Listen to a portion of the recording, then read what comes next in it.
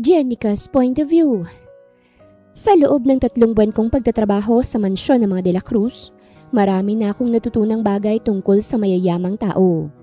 Una, mas malaki ang bahay nila, mas maliit ang pasyensya nila. Pangalawa, na mas mamahalin ang plato nila, mas kakaunti ang kinakain nila. At pangatlo, kahit gaano karaming perang meron ng isang tao, hindi ibig sabihin nun marunong na siyang ngumiti. Yun ang araw-araw kong obserbasyon sa amo kong si Aaron De La Cruz. 35 years old na si Aaron, bilyonaryong negosyante, nag-iisang tagapagmana ng De La Cruz Holdings, at lalaking kayang patahimikin ang isang buong silid sa isang tingin lang. Matangkad siya, malapad ang balikat, laging maayos ang buhok, at may mukhang para bang ginawa ng langit para mainggit ng ordinaryong tao. Hindi naman sama-sama siyang tao pero masyado lang cold na dinaig pang yelo. At ako naman ang kabaliktaran niya. Ako si Jenica Castro na 23 years old, anak ng tindera sa maliit na karinderya sa probinsya, at kasalukuyang nagtatrabaho bilang kasambahay sa mansyon niya. Madaldal ako, makulit, at ayon kay Aling Cora na head housekeeper, masyadong buhay ang bibig. Marami ng babae ang dumating sa bahay nito para kay Aaron. Mga modelong parang hindi humihinga. Socialite na may mga bag na kasyang 2 buwan kong sahod. At mga anak mayaman na sanay makuhang gusto. Pero lahat sila, ligwak. Siguro dahil halatang halata kay Aaron na kapag perang habol sa kanya. Mas mabilis pa siyang umiwas kaysa internet signal sa bundok. Ako lang yata ang taong hindi kailanman nagtangkang landiin siya. Una, amo ko siya. Pangalawa, nakakatakot ang kilay niya kapag nagkasalubong. At pangatlo, masyado akong busy para magpantasya sa lalaking kayang bumili ng barangay pero hindi naman marunong tumawa sa joke ko. Jenica! Napatulon ako sa sigaw ni Aling Cora mula sa hallway habang naglalakad palapit sa akin. Yes po, Ate Cora? Nasaan ang kape ni Sir Aaron? Tanong niya nang lapitan ako. Ginagawa ko na po. Mabilis kong sagot.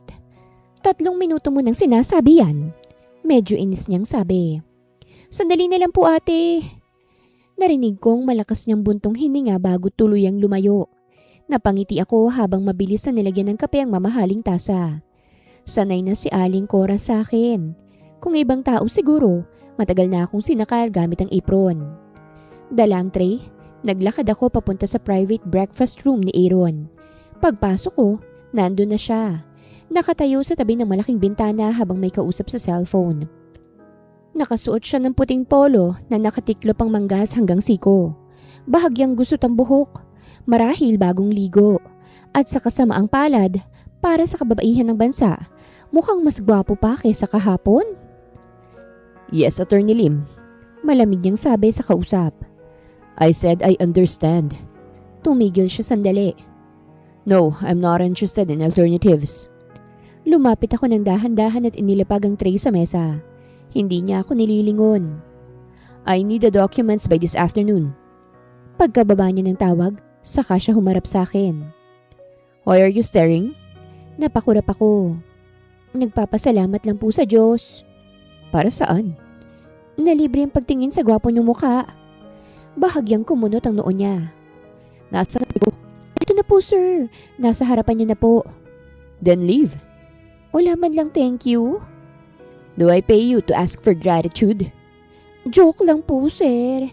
Pinapatawa ko lang po kayo. Masyado po kasi kayong serious. Natawa ko ng peke habang nakatingin sa kanya. Hindi ko alam kung guni-guni ko lang. Pero parang may pumitik sa gilid ng labi niya. Isang segundong halos ngiti bago agad nawala. Panalo na sa akin yun. Habang inaayos ko ang spoon sa tabi ng plato niya, napansin kong mas madilim kaysa dati ang ekspresyon niya. Sir, may problema po ba? Did I ask for a conversation? Hindi po, concerned lang po, sir. Then stop being concerned.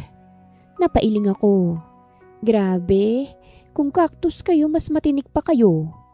Jenica. Yes po, sir? Out. Tumawa ko ng mahina bago tumalikod. Bago pa ako makarating sa pinto, muli siyang nagsalita. Wait. Lumingon ako't agad siyang initian. Ayan na, namimiss niyo pala ako eh. Who thought you to be this annoying? Natural talent lang po. Pinagmasdan niya ako ng ilang segundo na para bang pinag-iisipan kung papatayin ba niya ako o hindi. After lunch, Sabi niya. come to my study. Nakakunot ang noo ko. Bakit po? I said after lunch. May kasalanan po ba ako? Several. Specific po sana.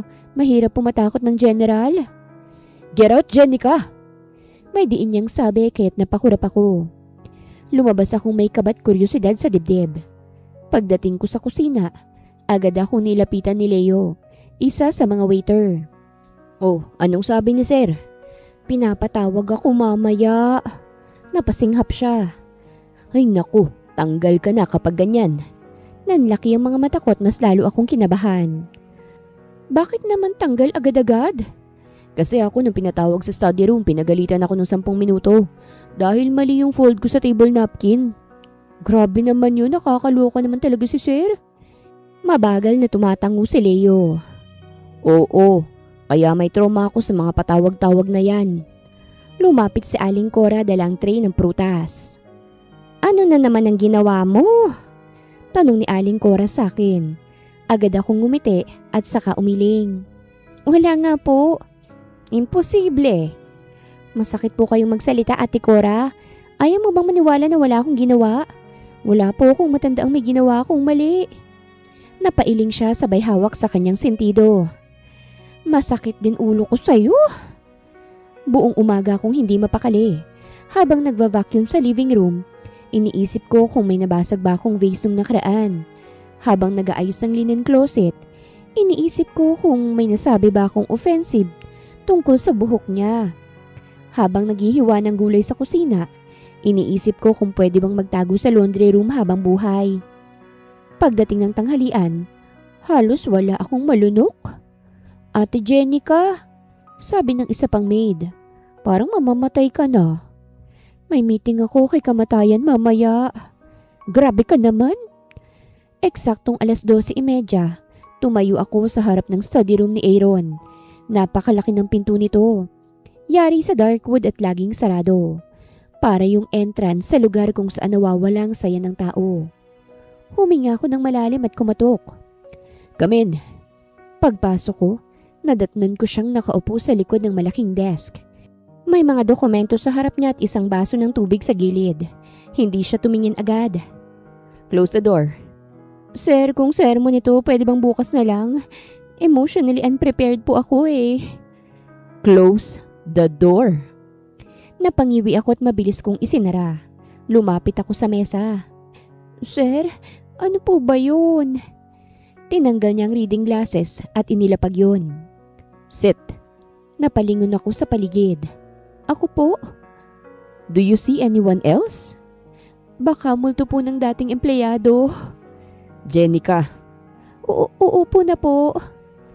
Dahan-dahan akong naupo sa silya sa tapat niya. Walang emosyon siyang tumingin sa akin. Do you trust me? Tanong niya. Napakurap ako. Ha? Ano pong ibig niyong sabihin? Bakit po ganyan ang sinasabi niyo? Answer. Depende po. On what? Napangiti ako ng alanganin sabay kamot sa ulo. Hindi ko alam kung bakit ganitong sinasabi niya. Kung saan niyo gagamitin? Do you need money? Napaatras ako ng konti.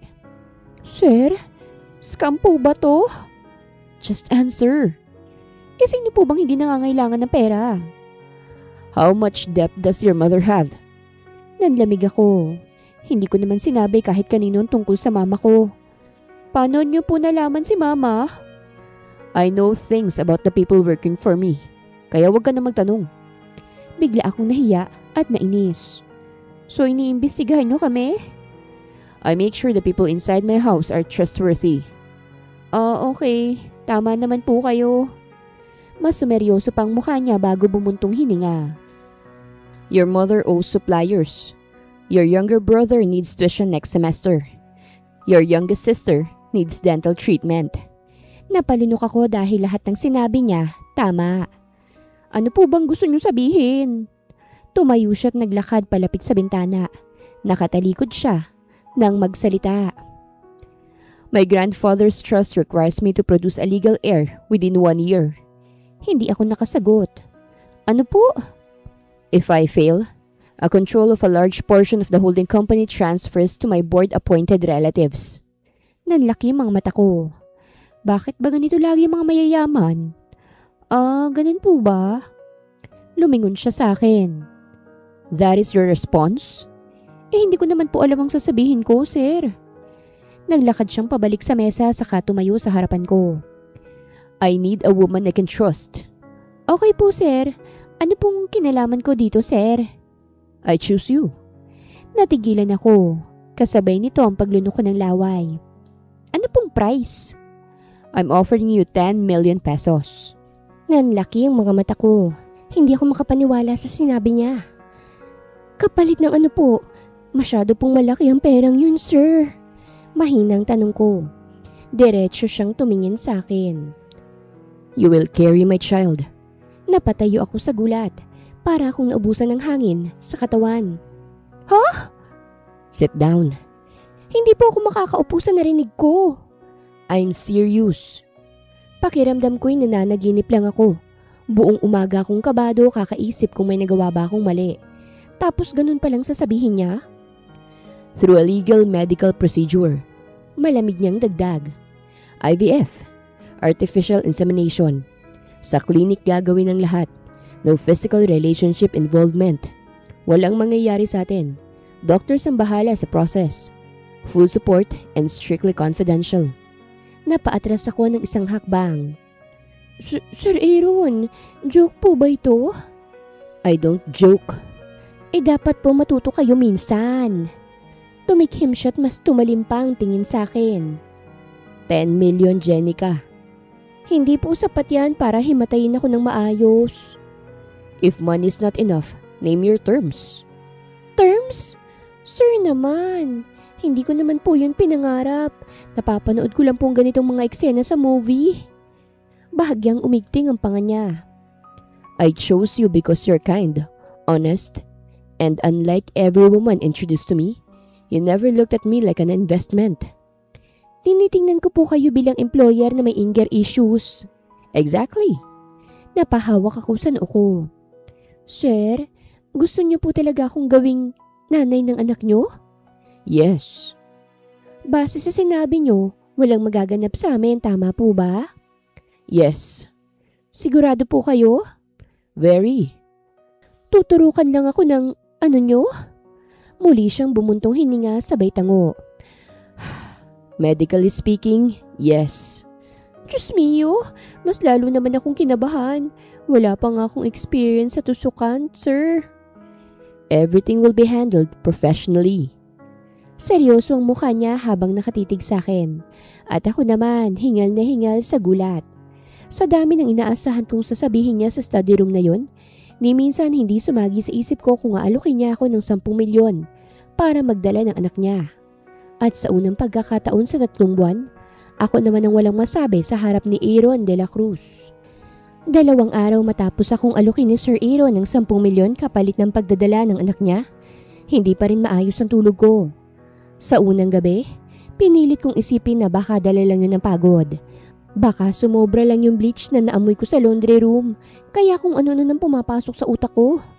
Sa ikalawang gabi, kinurot ko pang sarili ko para matiyak na hindi ako nananaginip. Masakit? Ibig sabihin, totoo. Sa loob ng 2 araw, iniiwasan ko si Aaron hanggat kaya ko. Kapag nasa dining room siya, sa kabilang hallway ako dumadaan. Kapag nasa sala siya, bigla akong nagkakaroon ng urgent na trabaho sa likod bahay. Pero dumating ang umagang wala na akong mapagtataguan. May dala akong bagong plantsadong towels paakyat sa 2nd floor nang makita ko siyang pababa ng hagdan. Huminto ako sa mismong dadaanan niya. Napatingin siya sa akin, saka sa mga tuwalya, bago ulit sa akin. Move. Hindi po, ayoko po. Bahagyang tumaas ang kilay niya. Excuse me? Kailangan po nating mag-usap. I don't think so. Kailangan po nating mag-usap, sir. Now na po, sir. Pagmamatigas ko. Nagpatuloy siya sa pagbaba ng isang hakbang. Jenica, I'm already late. Sir, ako po 2 araw ng late sa peace of mind. Sa gilid ng hallway, nakita kong dahan-dahang umaatras si Leo habang kunwari may inaayos na paso. Ipinikit ni Aaron ang mga mata na parang pinipigilan ng sarili. 5 minutes, study room. Nauna po, sir. Dito na po, sir. Jenica, ano ba nangyayari sa'yo? Sir Aaron, kayo pong dahilan kung bakit ganito ako ngayon. Nagtagal ang tinginan naming dalawa bago siya tuluyang bumuntong hininga. You're impossible. Sabi rin po ng nanay ko. Papayag akong mag-usap tayo basta sa study room. Napabuntong hininga ako saka tumango. Nauna siyang maglakad papunta sa study room. Sumunod ako habang yakap ang mga towel na parang proteksyon ko. Pagpasok namin, isinara niyang pinto at dumiretso sa mesa. Ako naman nanatiling nakatayo. Sit down. Nakatayo siya sa tapat ng mesa. Parehong kamay ay nasa bulsa ng slacks habang pinagmamasdan ako. What do you want? Gusto ko lang po na maging malinaw ang lahat, sir. Tumaas ang kilay niya. About? Humugot ako ng malalim na paghinga bago nagsalita. Bakit po ako, sir? Bakit ang isang katulad ko na wala namang kahit na anong maipagmamalaki? Napahilig siya ng konti sa mesa. We discussed this already. Hindi po. Nagulit lang ako ng araw na yon. Hindi po agad nang sink in sa utak kong lahat. Natahimik siya sandali bago nagsalita. For the last several months, people around me have been introducing women they think they're perfect matches. Mga rich girl package? Something like that. Magaganda? Yes. Sexy? Probably. Umayos siya ng tayo. One asked me how soon she could be added to company events. Another wanted access to my private club membership. One asked my assistant for a list of my properties before dessert was served. Napabukang bibig ko. Before dessert? Yes. Grabe. I'm tired of people wanting what comes with me instead of me. Sa unang pagkakataon, hindi na siya tunog mayabang. Yung boses niya ay parang pagod na. Then, bakit ako?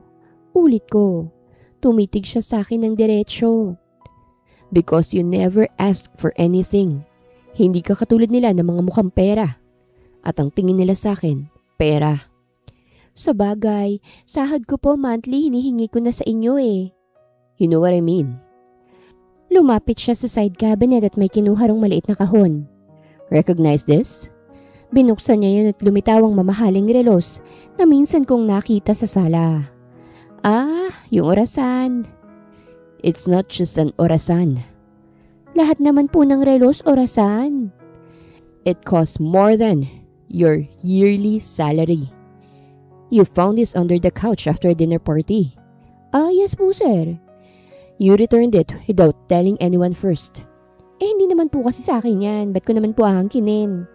You could have sold it. Hindi naman po ako ganun, sir. Masama po yun. Tumikhim siya bago tumingin sa ibang direksyon. You didn't ask for a reward. Basic decency naman po yun, sir. Apparently, not basic enough. Isinara niya ang kahon at ibinalik sa cabinet. Then, there's Mang Ben. Nanlaki yung mata ko nang marinig ang pangalan ng matandang hardinero. Ano naman po yung tungkol kay Mang Ben? You've been paying for part of his medication. Napakurap ako. Hindi ko naman yun sinabi sa iba. Oo, kailangan ko ng pera dahil ako ang inaasahan sa amin. Pero naaawa talaga ako kay Mang Ben. Paano nyo nalaman? I know what happens in my house. Ang creepy po kapag ganyan yung sinasabi. Tama ako, di ba? Napabuntong hininga ko. Minsan lang po yun. More than once. O sige na nga, siguro mga 2 o 3 beses po.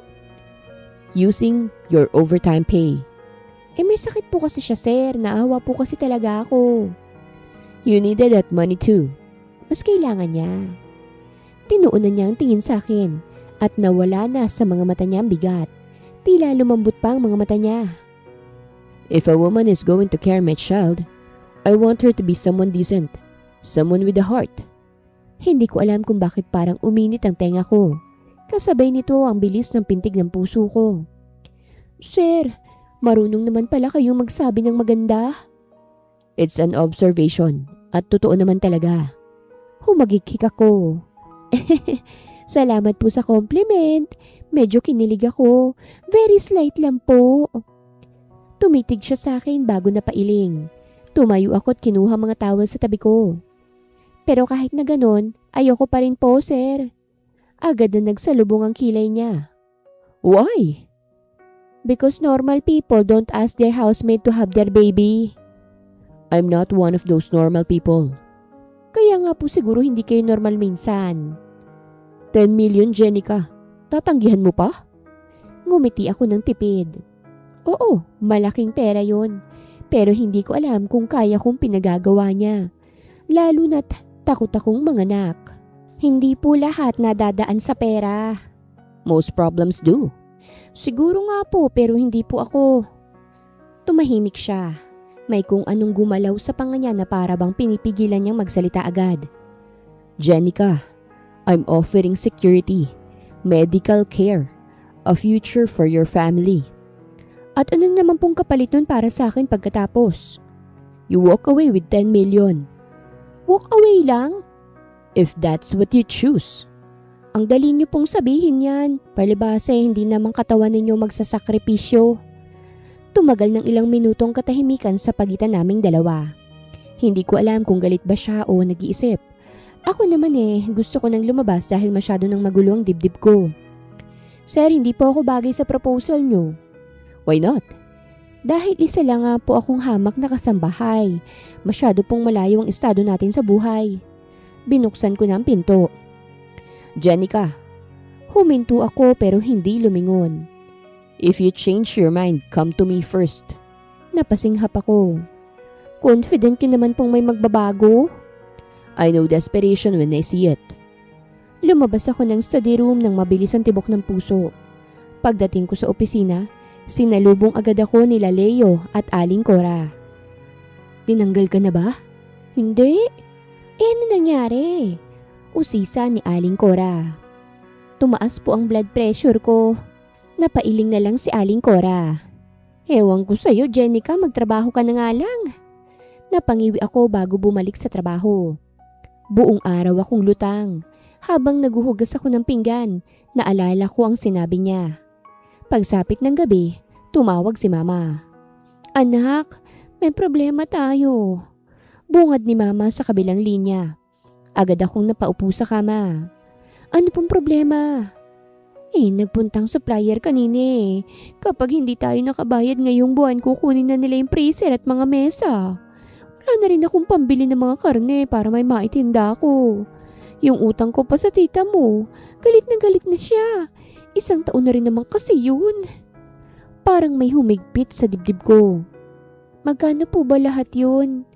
Sinabi niyang halaga ng babayaran kahit napapikit ako. Kulang na kulang kasi kahit pagsamasamahin ko pa ang ipon ko. Anak, baka mapilitan na rin tayong isarang karinderya. Humigpit ang hawak ko sa phone ko. Yung maliit na tindahang bumuhay sa amin sa loob ng maraming taon.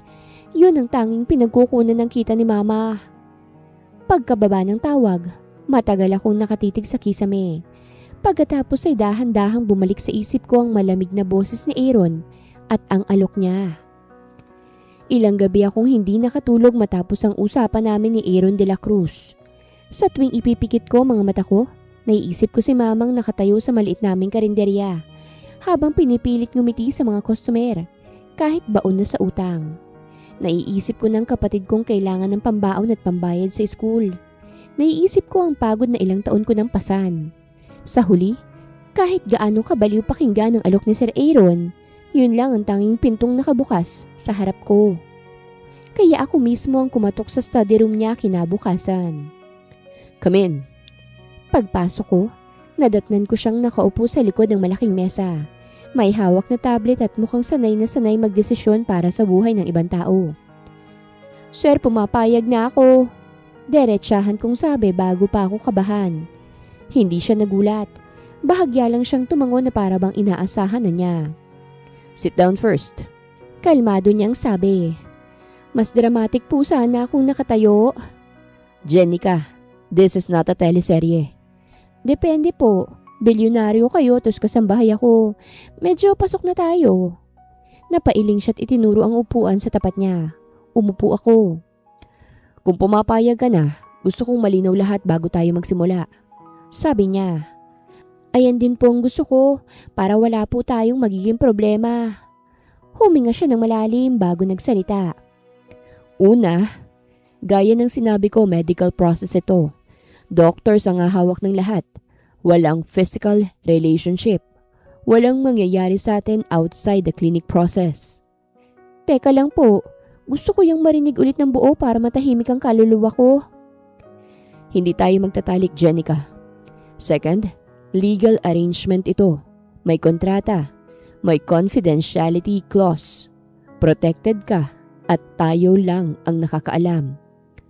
Protected po ba emotionally? Hindi ko nasakop yon. Bahagya siyang napahilig sa upuan. Anong conditions mo? Huminga ako ng malalim bago nagsalita. Una, babayaran niyo ako at sisiguraduhing ligtas ang pagbubuntis ko. Ayoko pong magtiwala tapos iiwan niyo ako sa ere kapag may problema. Fair enough. Pangalawa, tutulungan niyo si mama pero hindi niya malalaman na galing sa inyong pera. Why hide it? Dahil ayokong isipin niyang binenta ko yung sarili ko. Napalunok siyang tumingin sa akin bago tumango. Done. Pangatlo, habang nasa arrangement na ito tayo, huwag niyo akong sisigawan.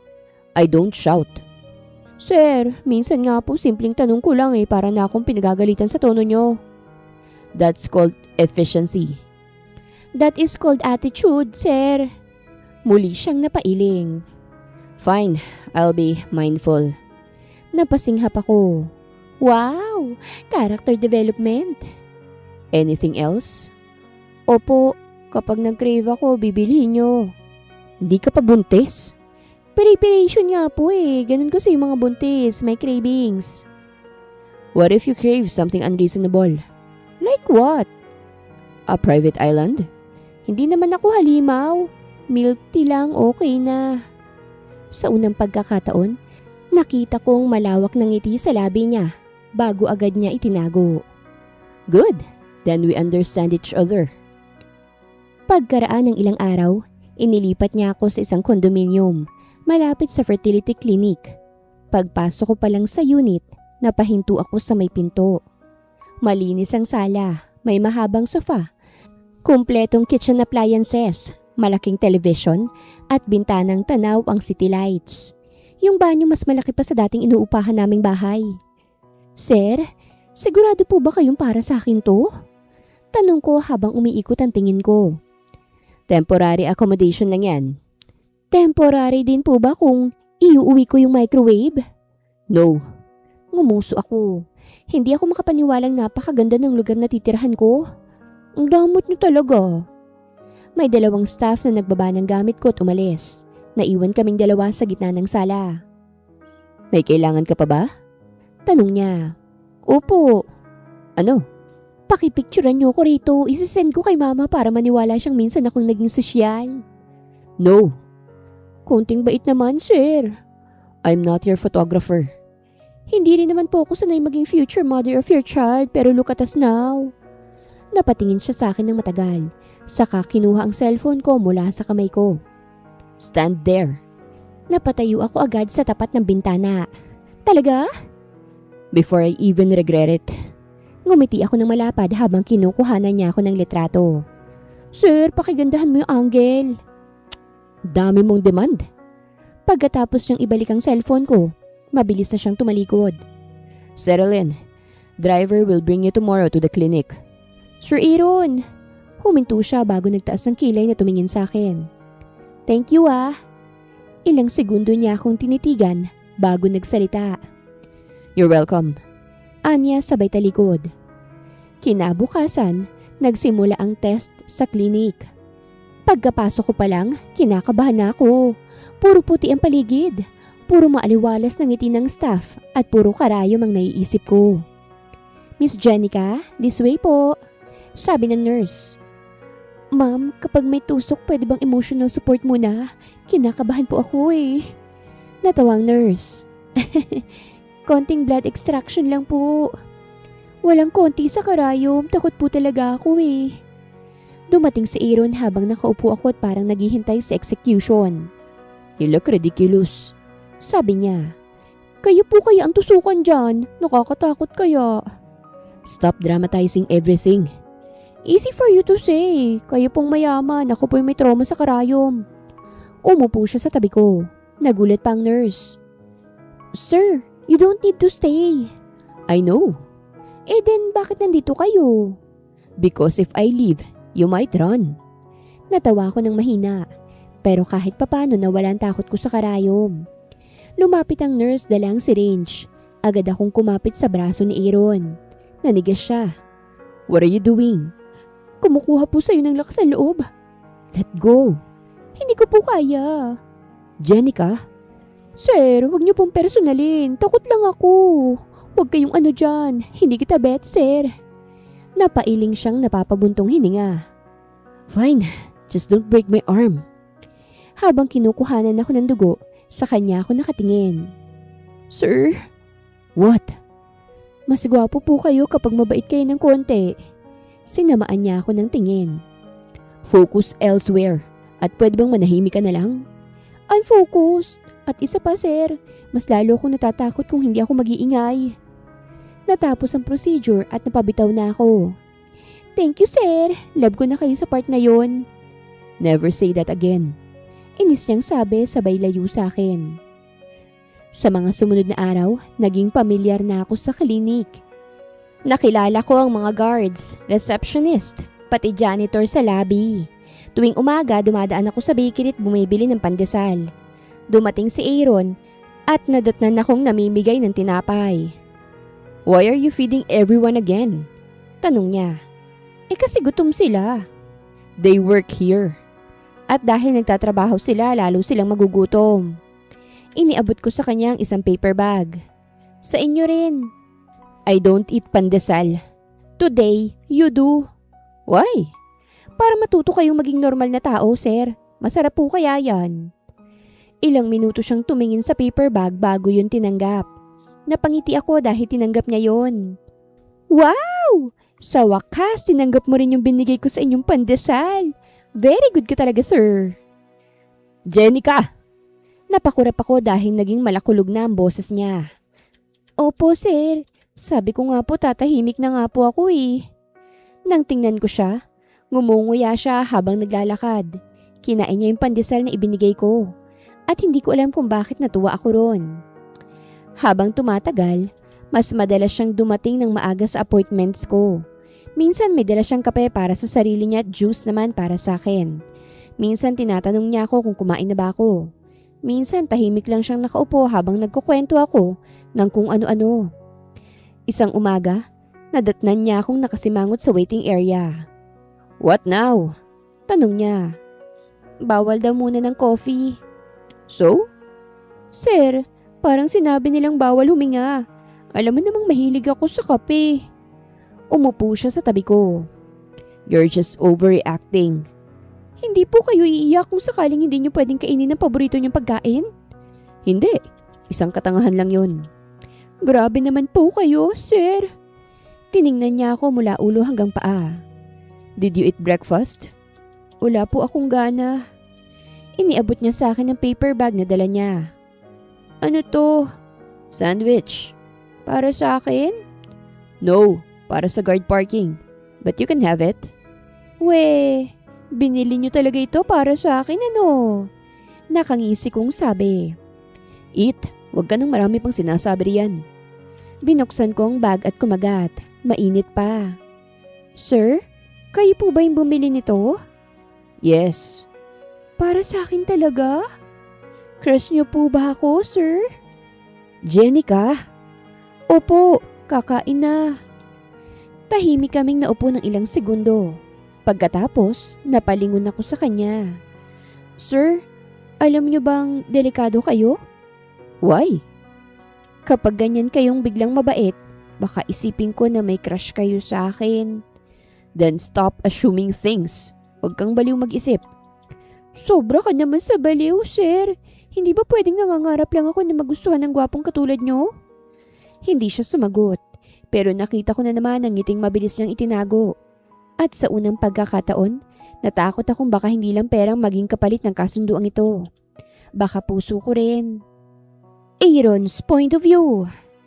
May mga taong kahit gaano katagal mawala sa buhay mo, pagbalik nila, dala pa rin nilang parehong ingay. Iyon ang unang pumasok sa isip ko nang sabihin ng head butler na dumating si Monique Valdez sa mansyon, kahit walang nagyayaya sa kanya.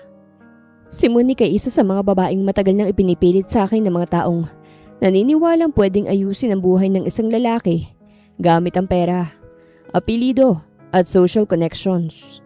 Anak siya ng isang kilalang negosyante, lumaki sa luho, nag-aral sa ibang bansa, at sanay na ang mga pinto ay kusang bumubukas kapag dumarating siya. Maganda siya, matalino sa negosyo, at mahusay magpakitang tao kapag may audience. At higit sa lahat, hindi siya sanay na tinatanggihan. Ilang beses ko na siyang pinaalalahan ng wala akong interes anumang plano ng mga magulang namin. Ilang beses ko na ring nilinaw na hindi ako naghahanap ng asawa para sa merger, publicity o family alliance. Pero ayaw niya pa ring tumigil. Sir, should we tell Miss Valdez you're unavailable? Tanong ng butler. Tell her I said no. Nasabi na po namin eh. And pumasok pa rin po siya. Hindi na ako nagtaka. Nasa study room ako noon, tinatapos ang ilang dokumento para sa board meeting. Ngunit nawalan agad ako ng gana. Mas lalo pa nang maalala ko nang nasa mansyon din sa Jenica. Dinala ko siya roon para makapagpahinga sa mas tahimik na lugar. Habang inaayos sa kondo ang ilang maintenance concerns, ayokong ma-stress siya. At iyak akong si Monique ang huling klase ng tao na dapat nasa paligid niya. Lumabas ako ng study room at dumiretso sa main living room. Naroroon si Monique. Nakaupo na para bang bahay niyang mansyon ko. Aaron! Masaya niyang bate habang tumatayo. Finally, I was starting to think you were hiding. I was hoping you'd leave. Napangiti siya na para bang biro lang ang sinabi ko. Still charming, I see. What do you want? Straight to business. I missed that about you. Monique. Fine, I heard the news. Then hear another one. You should go. Lumapit siya ng konti. Is it true? May air ka na daw? Hindi ako sumagot. So it's true. Interesting. It's none of your concern. Umalis ka na rito. Everything about you concerns people like us. Bakit ba masyado ka namang masungit? Then people like you need better hobbies. Hindi naman kita pinayagang magpunta dito pero nagpupumilit ka pa rin. Bago pa siya makasagot, narinig ko ang boses ni Jenica mula sa hallway. Aling Cora, nasan po yung sliced mango? Sabi niyo po para sa akin. Naputo lang sasabihin ni Jenica nang makita ang sala. Nakatayo siya sa may entrada. Nakasuot ng isang simpleng maternity dress. Nakapusod ang buhok at may hawak pang baso ng malamig na tubig. Walang alahas. Walang kahit na anong makeup sa muka. Ngunit maganda talaga si Jenica. Napansin din yun ni Monique. At hindi niya nagustuhan. So, this is her. Malamig niyang sabi habang hinuhusgahan si Jenica mula ulo hanggang paa. Nagkibit balikat si Jenica. Depende po kung sino hinahanap niyo. Jenica, go upstairs. Teka lang po, sir. Now. Sa halip na umalis agad, lumapit siya ng konti. Sir Aaron, sino po siya? Si Monique ang sumagot. Someone who actually belongs here. Nakita kong bahagyang natigilan si Jenica. Ngunit mabilis niya pa ring itinago yon. Ah, okay po. Sabi niya na parang may pilit ng ngiti. Bisita po pala kayo. More than that, sabi ni Monique. I'm someone your boss should have chosen a long time ago. Monique, mariin kong tawag. Ngunit tuloy-tuloy siya dahil sanay siyang walang pumipigil. I expected better, Aaron. But I suppose desperation changes standards, huh? Lumingon siya kay Jenica. No offense though, I imagine for a maid, this must feel like winning the lottery. Natahimik si Jenica. Yung klase ng katahimikang hindi normal para sa kanya. Ito na nga bang sinasabi ko. Dapat hindi ko na agad sinabi kay Lolo para hindi nakarating kay Monique. Miss, kung lottery po ito, mukhang kayong matagal nang tumataya. Careful! Singhal ni Monique. Know your place. At doon ako tuluyang nawala ng pasensya kay Monique. She does know her place, Monique. Malamig kong sabi. Do you know yours? Napalingon si Monique sa akin. Halatang hindi makapaniwala sa sinabi ko. Excuse me? You came into my home uninvited. You insulted someone under my protection. And you're still speaking as if you matter here. Aaron, I was just trying only to help you. By humiliating her? She's just a maid. Bakit ba pinagtatanggol mo pang babaeng yan? No, sabi ko habang nakatingin ng diretsyo sa kanya. She's not just a maid. Narinig kong marahang paghinga ni Jenica sa gilid ko. Bahagyang natawa si Monique. Ngunit pilit yun. You cannot be serious. I'm very serious. Lumapit ako ng isang hakbang. You wanted the truth? Here it is. You and every woman forced into my life by people chasing connections all made the same mistake. You thought money was enough to make you valuable. Nagbago ang kulay ng mukha niya. And Jenica? Tanong niya ng malalim. What makes her so special? Isa lang siyang mahirap na babae at walang maipagmamalaki. Hindi ko agad sinagot dahil ang totoo, masyado ng maraming sagot. Ang kabaitan niyang hindi ipinapakita para mapuri. Ang paraan niyang napapatawa ang mga tao sa bahay. Ang pag-aalaga niya sa iba kahit siya ang kapos. Ang lakas ng loob niyang sumagot sa akin kahit lahat ng tao takot. At ang katotohanan kapag wala siya sa paligid, napapansin ko agad. She has something none of you brought into this house. Sabi ko sa wakas. And what is that? Truth. Masyado ka kasing peke, Monique. Lahat ng tungkol sa'yo peke. Lalo na ang pagtawa mo. Lahat. Hindi na nakapagsalita pa si Monique. Get out, sabi ko. Aaron! Leave now, Monique. Before I ask security to escort you. Nagtagal ang tingin niya sa akin bago siya lumingon kay Jenica. This won't last, malamig niyang sabi. Man like him don't marry woman like you. Isa ka lang basura. Bago pa makasagot si Jenica, ako nang nagsalita. Man like me, don't tolerate women like you. Ilang segundo siyang nanatiling nakatayo, nanginginig sa galit, bago mabilis na tumalikod at naglakad palabas ng mansyon. Narinig namin ang matinis niyang takong hanggang sa tuluyang magsarang pinto. Naiwan kaming dalawa ni Jenica sa sala, at para sa unang beses, hindi ko alam ang sasabihin. Siya ang unang nagsalita. Wow! Wow? Ulit ko. Opo, full performance po kayo. May pa-speech, may pa-stare down, may pa-security threat. Are you alright? Nagkibit balikat siya. Nasabihin na ako ng mas marami dati, kaya sanay na po ako sa mga ganyang panlalait sa akin. Jenica. Saka medyo totoo naman din po. Maid naman talaga ako eh. Wala naman talaga akong ipagmamalaki, sir. Don't say that. Napakurap siya bago malungkot na ngumiti. Don't reduce yourself because of what she said. Tahimik siyang napangiti lang sa akin. Lumapit ako sa kanya ng konti. You're not less than anyone in this house. Sir Aaron. And stop calling yourself lucky, as if that's the only reason you're here. Hindi siya agad nagsalita. Napansin kong mangyak-ngyak ang mga mata niya kahit pinipigilan niya. Kayo po ba talagang nagsabi niyan? Pilit niyang biro. Yes. Pakipaulit nga po. Ire-record ko lang. Hindi ko napigilang mapailing. Come with me. Saan po? Kakain ka, di ba? Ha? You were looking for sliced mango before this happened. Napangiti siya ng konti. Naaalala niyo yun? I remember more than you think. Hindi na siya nagsalita pa. Sa halip, ngumiti siya ng mas malawak, kaya mas lalong lumitaw ang ganda niya. Habang naglalakad kami papunta sa dining area, napansin kong parang gumaan ang pakiramdam ko.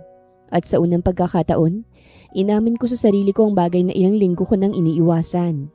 Hindi ko lang ipinagtanggol si Jenica dahil responsibilidad ko siya. Ipinagtanggol ko siya dahil nasasaktan ako kapag may ibang taong minamaliit siya. Magandang araw mga viewers! Ang kwentong ito ay hatid ng Love Series TV. Salamat sa pakikinig! 2 buwan na ang lumipas at mas maayos na ang lagay ni Jenica. Mas stable ang pagbubuntis niya. Mas malakas siyang kumain at mas madalas akong mapagalitan kapag nalalampasan ko ang schedule ng pahinga ko. Sir Aaron, baka gusto niyo naman pong magpahinga. Baka akala niyo robot kayo.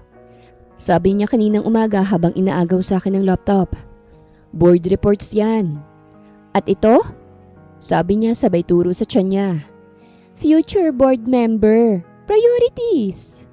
Hindi ko alam kung paano niya nagagawang utusan ako sa sarili kong bahay. Pero sinunod ko.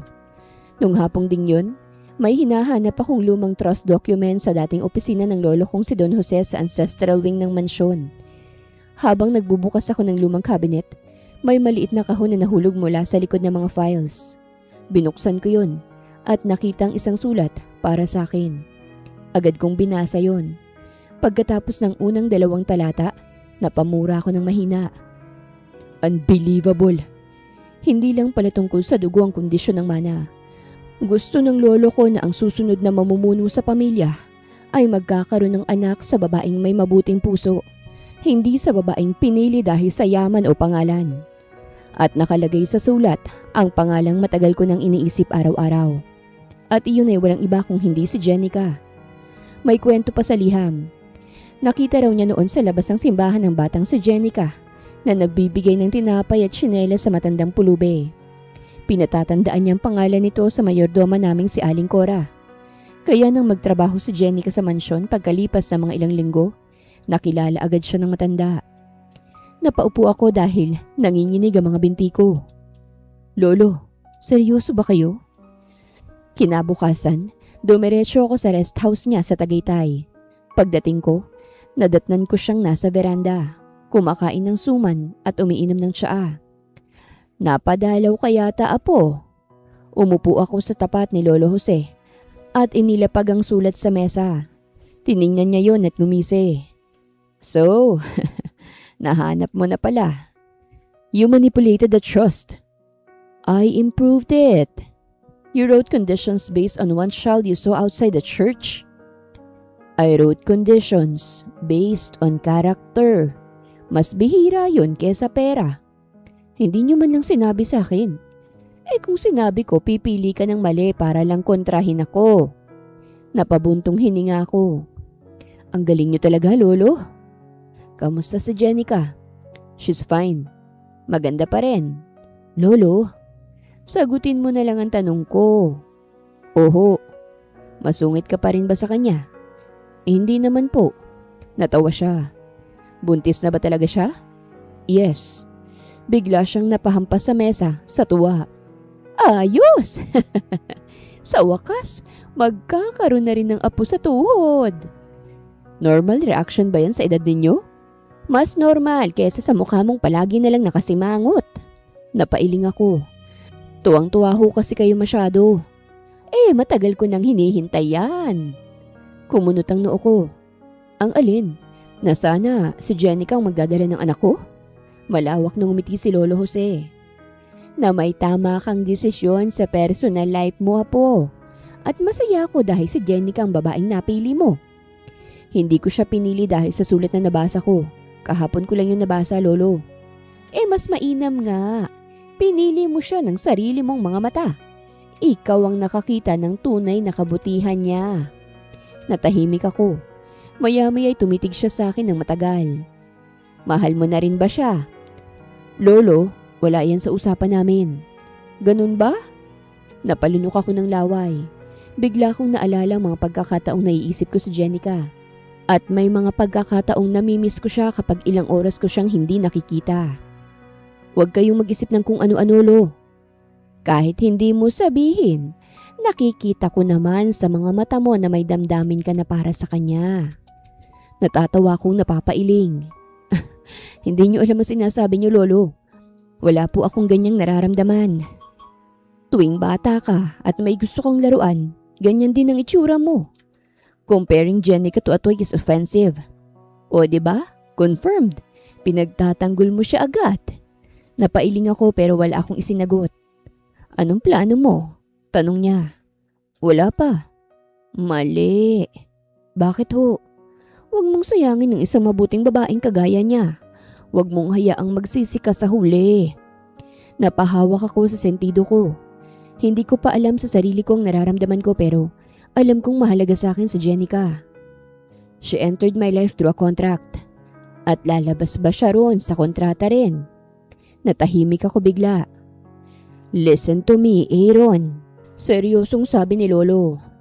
Maraming babae ang may hidden agenda ang pwedeng pumasok sa pinto mo. Pero iilan lang ang kayang gawing tahanan ng bahay mo. Iilang babae lang ang gusto kang mahalin ng ikaw mismo. At hindi ang pera mo. Ikaw na rin ang nagsabi, hindi ba? Halos lahat ng nakikilala mong babae pera lang ang gusto sa iyo. Hindi ko na malayang napangiti ako ng bahagya. Ayan, sabi niya sabay turo. Ngumiti ka na naman kapag tungkol sa kanya. May naisip lang ho ako. Agad kong tanggi. Pakasalan mo na siya. Napakunot noo ko. Ano ho? Ay, ang sabi ko'y pakasalan mo na. She hasn't agreed to anything beyond this agreement, Lo. Then be the kind of man worth choosing. Abay, maging mabuti ka. Napakadali niyong magsalita eh. Eh kasi matanda na ako. Wala na akong oras sa kabagalan mo. Umayos ka nga, Aaron. Natawa ko ng mahina. Isa pa, kapag pinaiyak mo itong si Jenica, babangon ako sa wheelchair para sapakin ka. Kaya niyo po bang gawin yun? Makikita mo? Napailing na lang ako bago tumayo. Uuwi na po ako, Lo. Habang naglalakad ako palabas ng veranda, narinig ko pa siyang sumigaw. At bumili ka ng mangga. Paborito raw ng buntis yun. Damihan mo para mabusog siya. Pagpasok ko sa kotse, napailing ako habang napapangiti. Akala ko noon si Jenica ang sagot sa problema ko sa mana. Ngayon alam ko nang siyang sagot sa tanong ko kung mahahanap ko pa bang babaeng mamahalin ko. Jenica's point of view. Sa ika-8 buwan ng pagbubuntis ko, pakiramdam ko hindi na ako babae kung hindi pampublikong proyekto. Lahat may opinyon sa dapat kong gawin. Dapat dahan-dahan akong maglakad. Dapat mas marami akong tulog. Dapat hindi ako masyadong tumatawa. Dapat hindi ako masyadong umiyak. Dapat kumain ako bawat 2 oras. Dapat huwag akong mapagod. Sobrang protective ni Aaron. Ayos lang naman pero over naman siyang mag-alaga. At ang pinakamasipag magbigay ng utos ay si Aaron.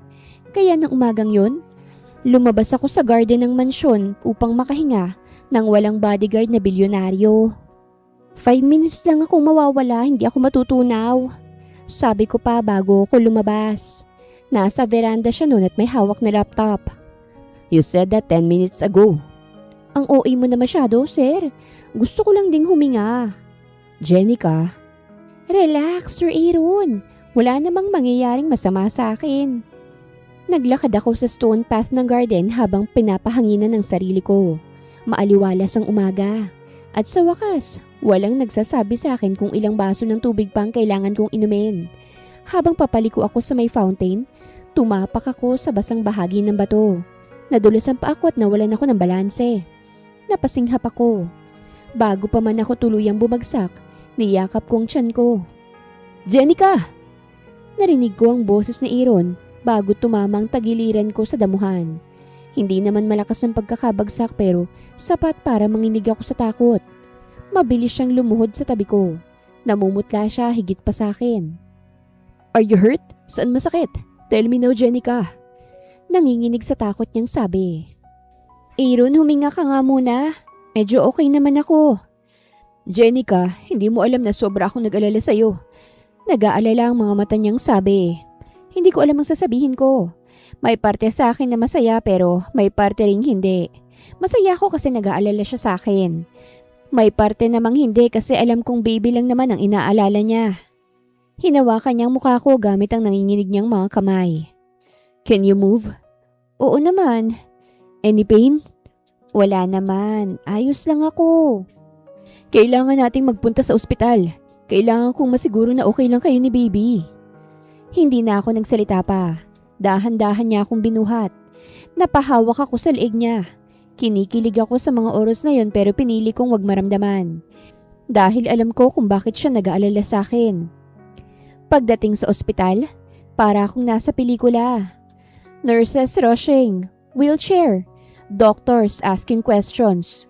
At si Aaron, halos sumigaw na sa receptionist dahil mabagal raw ang forms. Sir, standard procedure po. Then make it faster. Aaron, kumalma ka nga. Wala namang masamang nangyari sa amin ni baby. Sabi ko habang itinutulak ako. Hindi niya ako pinansin. Pagkapasok ko sa ER, pinaiwan siya sa labas. At doon ko unang naisip na baka mas natatakot siya kaysa sa akin. Matapos ang check-up, monitoring at kung ano-ano pang tests, sinabi ng doktor na stable kami ni baby. Minor strain lang daw at kailangan ng pahinga. Nang makapasok si Aaron sa room, parang saka lang siya nakahinga ng maayos. Tumayo siya sa tabi ng kama ko at matagal akong tinitigan. Aaron, bakit mukha kayong isang linggong hindi natulog? I thought I lost you. Natigilan ako. Kasabay nito ang pagpintig ng puso ko na para bang sasabog ang dibdib ko. Aaron, I thought one stupid second in the garden would take both of you away from me. Hindi ko pa siya naririnig magsalita ng ganun kabigat. Umupo siya sa gilid ng kama at hinawakan ng kamay ko. Hindi na to tungkol sa trust fund. Hindi tungkol sa company. Hindi na tungkol sa mamanahin ko. Nanatiling tikom ang bibig ko. Hindi ko alam ang sasabihin. Hindi ko alam kung papaanong nagsimula eh. Pero hindi na ito tungkol sa mamanahin ko. At kung magkano ang makukuha ko dahil dinadala mo ang anak ko. Aaron, mahal kita, Jenica. Hindi ko alam kung paano ko nagsimulang maramdaman ito pero mahal na kita. Napalunok ako habang unti-unting namumuo ang luha sa mga mata ko. Hindi ko alam kung bakit ako naiiyak. Marahil nagulat ako sa mga sinabi niya. Hindi mo kailangang sagutin agad. Pero gusto kong malaman mo na totoo ito.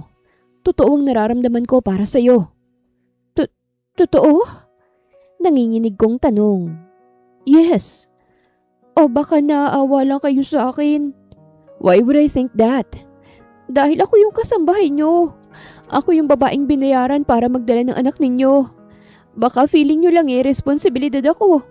Baka hindi mo naman talaga ako mahal. Humigpit ang hawak niya sa kamay ko. Jenica, I have spent my life surrounded by people I felt nothing for. Then you came in and made every room noisier, warmer, harder to live. You annoy me daily. You challenge me constantly. You make me want to go home early. Natawa ako habang umiiyak. That sounds romantic in your own strange way. It's the best that I can do right now. Ang baba naman po ng standards nyo kung mamahalin nyo ang isang katulad ko. Huwag mong sabihin yan, Jenica. Ikaw ang pinaka-espesyal na babaeng nakilala ko. Hindi ko alam ang sasabihin ko sa mga oras na yon. Pero kusang bumuka ang bibig ko. Mahal din kita. Mahinang sabi ko. Napatitig siya sa akin habang nanlalaki ang mga mata. Pero natatakot ako. Pahabol ko. Of what? Nakapagtapos na ito, baka magbago ka. Nakapag iniluwal ko na ang tagapagmana mo maging basura na lang ako sa paningin mo. I'll prove it every day. Papaano? Just trust me, Jenica. Maniwala ka sa akin, please. Makalipas ang ilang linggo, isinilang ko ang anak naming lalaki. At pinangalanan niya itong Aiden. Nung una siyang ilagay sa mga bisig ko, maliit, mainit at umiiyak ng malakas. Tila nawala ang pagod ko ng mga oras na yon. Nakatayo si Aaron sa tabi ko. Nakangiting nakatingin sa amin ang anak niya. Kamukha mo siya. At sa tingin ko, nakuha niya rin ang kakulitan mo. Natawa ako ng mahina. Ngunit kahit masaya ko, hindi nawala ang takot sa dibdib ko. Takot na baka mawalan na ako ng halaga kay Aaron dahil naisilang ko ng anak niya. Pagkalipas ng 2 buwan, sinabi ko kay Aaron ang desisyon ko. Uuwi na muna ako kay mama. Napatigil siya. What? Kailangan kong lumayo sandali. Did I do something wrong? Wala. Then why? Huminga ako ng malalim habang karga si Aiden. Ayokong tanggapin mo ko dahil ako lang ang ina ng anak mo. Ayokong piliin mo ko dahil nandito ako sa tabi mo. Dahil hanggang ngayon, hindi pa rin ako naniniwalang mahal mo ko, Aaron. Napaka-imposible para sa isang kasambahay na katulad ko. Jenica, Gusto kong siguraduhin mo muna sa sarili mo na mahal mo talaga ako. Dahil ayokong masaktan. Ayokong umasa na baka totoo nga. O baka imposible ngang mahalin mong isang katulad ko. ibibigay ko ng perang na pag-usapan natin. Hindi na kailangan. Basta't ibigay mo na lang ang pangangailangan ng anak mo. Kasi kung tatanggapin ko ang perang yun, pakiramdam ko naging bayaring babae na rin ako. Alam kong yun ang napag-usapan natin nung una. Pero ngayon, nag-i-enjoy na akong maging isang magulang. At syempre mahal ko ang anak natin. Ilang segundo siyang tumitig sa akin. Pagkatapos, tumango siya ng malungkot ang mga mata. If that's what you need, I'll respect it. Galit ka ba sa akin? No. Napangiti ako ng mapait. Salamat dahil nirespeto mo ang gusto ko.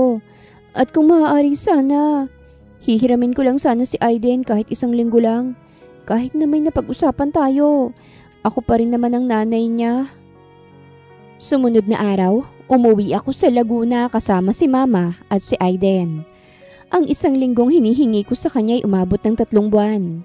Sa loob ng 3 buwan na yun, ipinakita sa akin ni Aaron na talagang mahal niya ako. Gabi na noon, magpapahinga na sana ako dahil tulog na rin si Aiden nang mapatingin ako sa labas ng bahay. Nakita ko kasi ang sasakyan niya. Dahan-dahan akong naglakad palapit sa kanya. Gabi na, nagpunta ka pa. Mukhang pagod ka na. Hindi ka pa rin ba uuwi sa mansyon?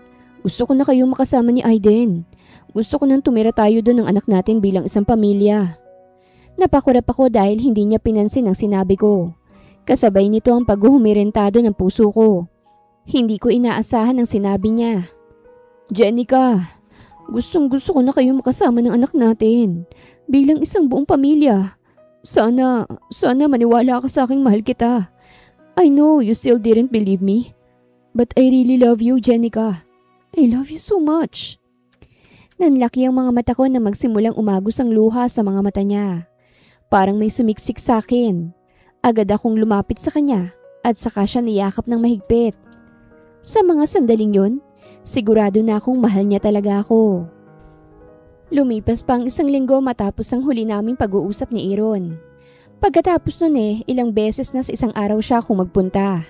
At ang masasabi ko lang, pinatunayan niya talagang mahal niya ako sa paraan na alam niya. Isang umaga, naging abala ang maliit naming karinderya. Dati-rati, suki lang namin ng mga tricycle driver, estudyante, at ilang empleyado sa palengke ang bumibili. Ngayon, halos araw-araw may bulk orders. Minsan 10 pack lunch, minsan 20 rice meals, minsan pang buong tray ng pansit at ulam. Anak, himala yata ito, sabi ni Mama habang nagbibilang ng order sa umaga. Parang biglang sumikat ang luto natin. Baka po dahil masarap talaga kayo magluto, Ma. Sus, noon pa man masarap pero iba talaga ngayon Para bang biglang boom. Ako naman ay abala sa pag-aalaga kay Aiden at sa pagtulong sa tindahan kapag kaya ko. Parang siyang maliit na boss sa bahay. Kapag gusto niyang buhatin, dapat buhatin agad. Kapag gusto niyang matulog, lahat dapat ay tahimik. Kapag gusto niyang ngumiti, para kang nabayaran ng milyon. Mana sa akin. Sabi ko minsan pinagmamasdan ko siyang matutulog. Anak, ayaw mo pa ba talagang sumama kay Aaron? Napatingin ako kay Mama. Saka na po kapag sigurado na akong mahal niya talaga ako. Sigurado akong mahal ka talaga niya. Kasi kung anak mo lang, hindi yun papayag na dito kayong tumira ng anak mo. Matagal na niyang kinuha sa'yo dapat si Aiden. Hindi ako nakasagot. Pinagmasdan ko na lang ang anak ko sabay hingang malalim. Lumipas pang ilang mga araw, lalo pang dumami ang orders. May isang delivery rider pang nagsabi na regular na raw kaming pinapakater sa branch office ng De La Cruz Holdings sa nearby town. Napatigil ako ron. Anong company ulit? Tanong ko. De La Cruz Holdings po, ma'am. Halos mabitawan ko ang hawak kong sandok.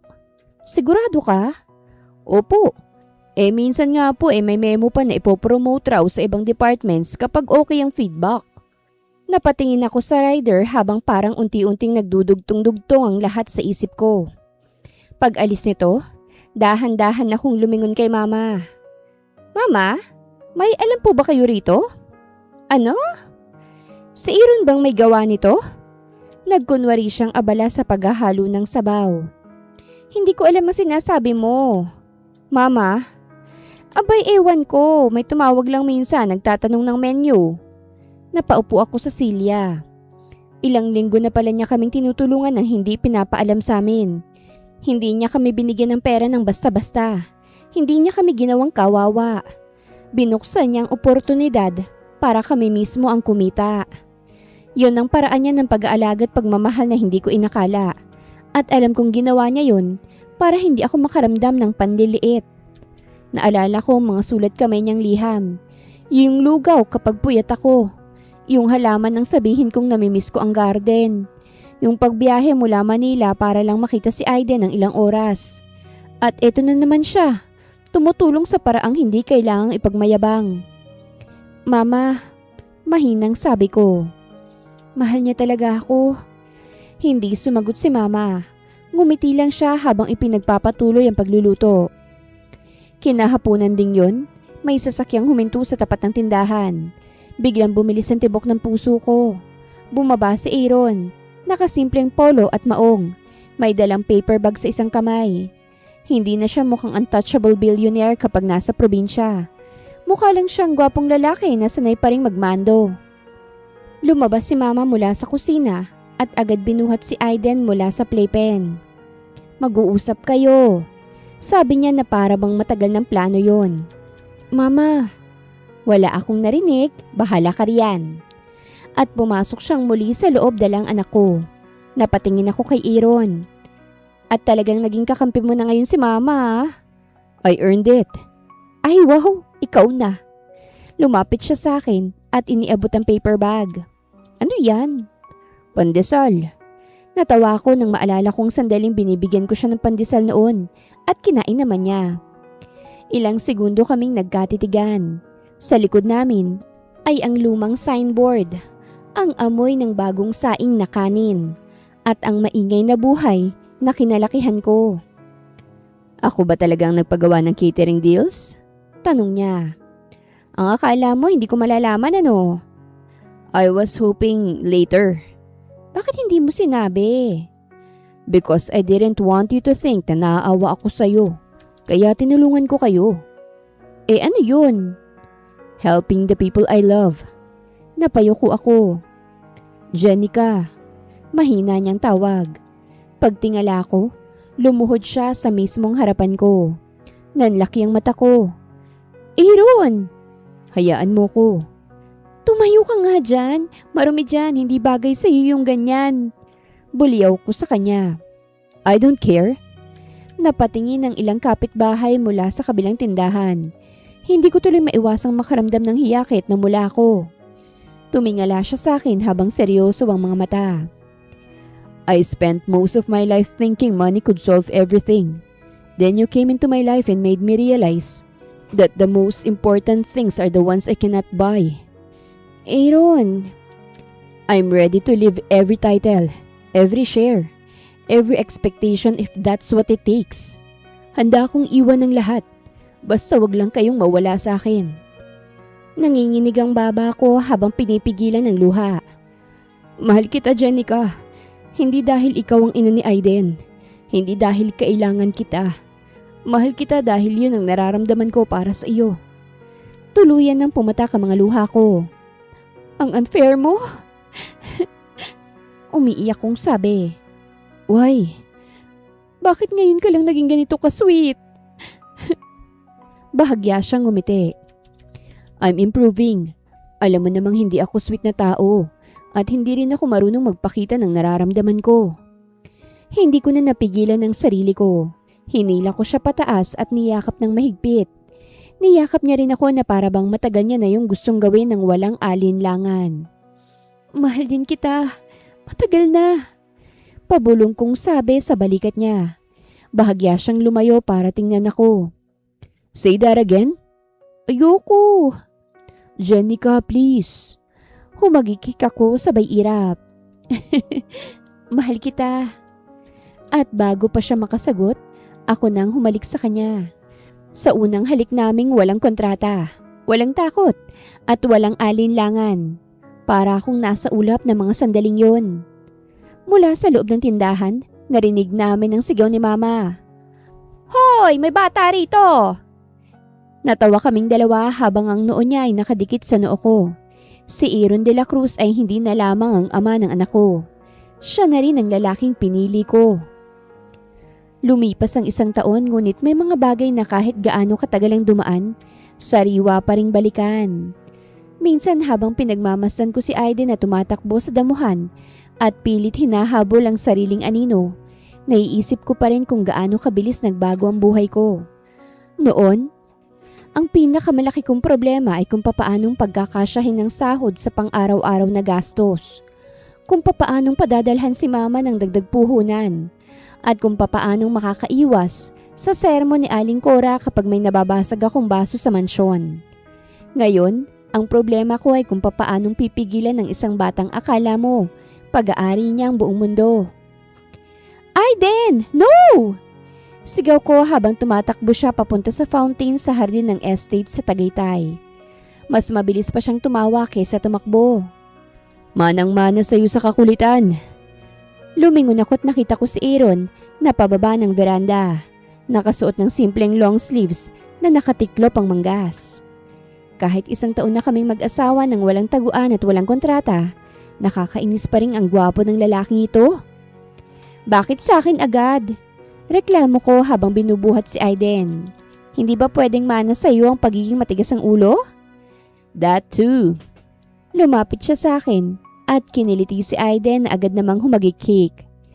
Minsan, iniisip ko kung may nakakita sa amin noon sa unang araw na inalok niya ako ng 10 milyon. Walang maniniwalang hahantong kami rito. Si Aaron, dating lalaking mas malamig pa sa aircon. Ngayon ay marunong nang tumawa ng malakas kapag pinipilit siyang kagatin ng anak namin sa ilong. At ako, dating kasambahay na takot mapagalitan sa maling timpla ng kape. Ngayon ay may malakas ng loob na utusan ng bilyonaryong yun na maglinis ng kalat ng anak niya. Aaron, itapon mo yung diaper. Why me? Kasi ako po yung may hawak ng bata. I have shares in multiple companies. At ngayon may share ka rin sa pagtatapon ng diaper. Napailing siya ngunit kinuha pa rin ang diaper saka tinapon. Hindi lang kami ang nagbago sa loob ng 1 taon. Ang maliit na karinderya ni Mama, naging kilalang family restaurant na ngayon sa bayan namin. Nadagdagan ng pwesto, nagkaroon ng sariling delivery van, at may mga regular contracts na sa ilang opisina at paaralan. Mas nagbago rin si Aaron sa kumpanya. Hindi ko man naiintindihan lahat ng ginagawa niya sa De La Cruz Holdings. Naririnig ko sa mga staff at managers na mas madalas na raw siyang bumababa sa departments. Nakikipag-usap sa employees at inaayos ang health benefits ng workers. Nagdagdag pa siya ng scholarship program para sa mga anak ng long-time staff niya.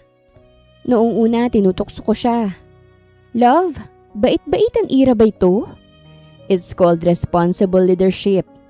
It's called may asawa kang nagpabago sa malamig mong pagkatao. At ngayong araw, nakatayo ako sa harap ng salamin habang inaayos ng stylist ang buhok ko. Suot ang simpleng puting wedding gown na pinili ko mismo. Ayoko ng sobrang ingrande. Sapat na sa akin ang totoong dahilan kung bakit ako ikakasal. Anak? Sabi ni Mama habang pumapasok sa kwarto. Agad siyang napahinto nang makita ko. Ang ganda mo. Mama, iiyak ka ba? Huwag mo akong pangunahan.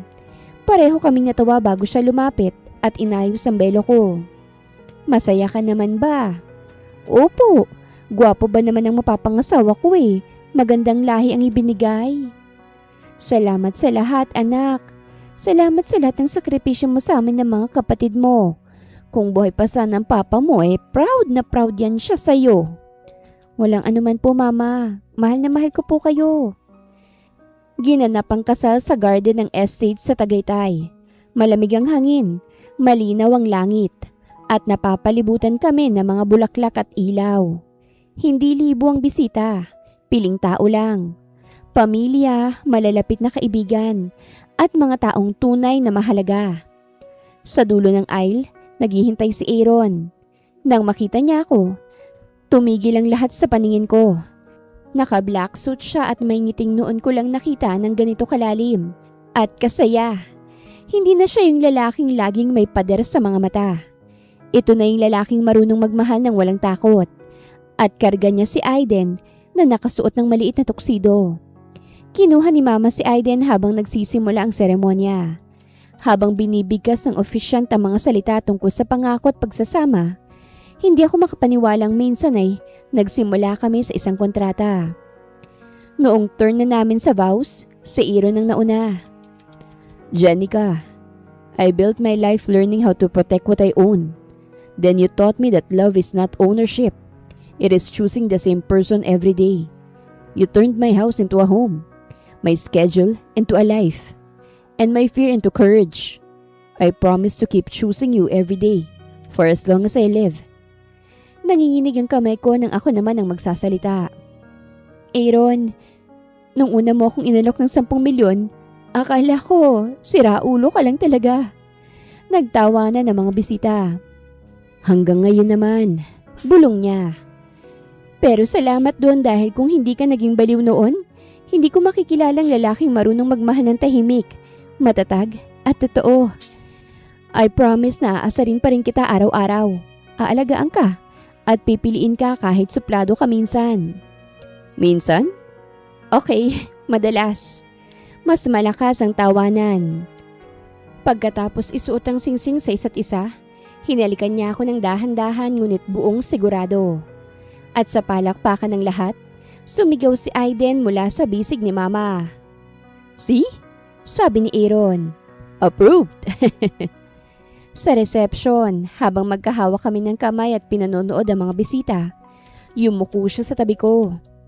By the way, bulong niya, I still owe you 10 million. Natawa ko. Kulang pa yun. For what? Sa halaga ng pagmamahal ko sa'yo. Sandali siyang natahimik bago humarap sa akin ng buo. Then good, sabi niya. I'll spend the rest of my life trying to pay it. Natawa na lamang ako at natahimik nang halikan niya ako ng maingat. Ang kasambahay na minsang inalok para magdala ng anak niya ay hindi nabili ng pera. Siyang naging babaeng nagpabago sa puso ng isang bilyonaryong malamig sa lahat. At si Aaron de la Cruz, lalaking dating akala'y perang sagot sa lahat, na pagtantong ang tunay na yaman ay hindi nasa bank account, titulo o mana, kundi nasa tunay na pag-ibig. Habang yakap ko ang asawa ko at hawak namin ang anak namin sa gitna ng malamig na hangin ng Tagaytay, alam kong wala na akong hihingiin pa. Wakas!